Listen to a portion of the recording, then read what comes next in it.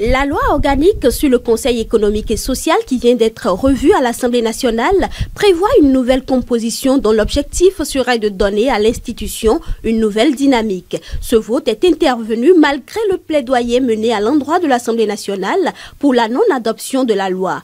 Ainsi proposée, les syndicalistes dénoncent une fraude et une politique d'exclusion. Contre toute attente, la commission de loi déterre un vieux projet de loi qui date du temps de Kérékou de 2004 pour étudier. On conclut qu'il est dépassé, il est désuet. Pourtant, donc la commission de loi rédige une autre loi.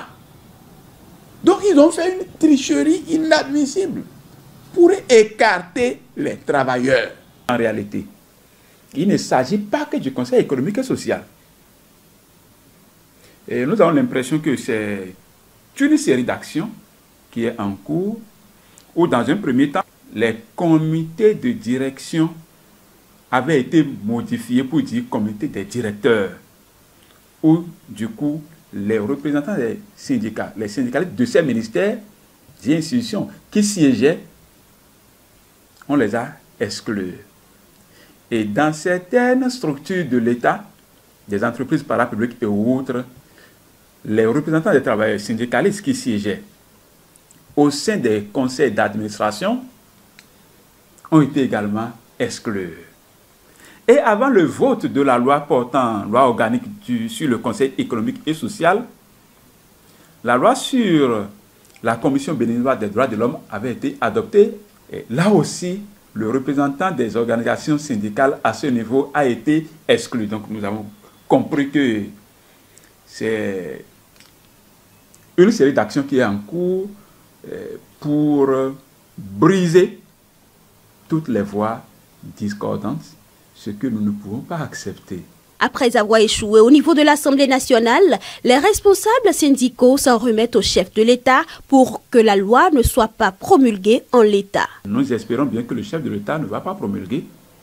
Et c'est d'ailleurs pour cette raison que nous l'avons saisi, pour, s'il nous donne l'occasion, que nous lui expliquons de vive voix pourquoi cette loi elle est mauvaise. Et nous espérons également qu'au niveau de la Cour constitutionnelle, la Cour saura dire le droit pour que cette loi soit déclarée contraire à la Constitution. Nous avons écrit au président de la République pour dire qu'il faut relire cette loi-là et vraiment retourner non seulement les travailleurs salariés, les travailleurs, les représentants des travailleurs, mais les différentes couches qui ont été écartées. En cas de nouvel échec, toutes les voies de recours, tant au plan national qu'international, seront exploitées, menace-t-il. S'il ne corrige pas, nous allons poursuivre la lutte, nous allons informer les travailleurs, informer toutes les couches. Parce que c'est un principe qu'il faut défendre, la présence de toutes les couches sociales partout où il faut décider du sort du pays. Nous sommes sereins et nous ne comptons pas baisser les bras. Et nous sommes dans l'espoir que le chef de l'État puisse nous donner cette occasion que nous avons sollicitée. Mais bon, il n'est pas exclu également que nous saisissions les instances internationales.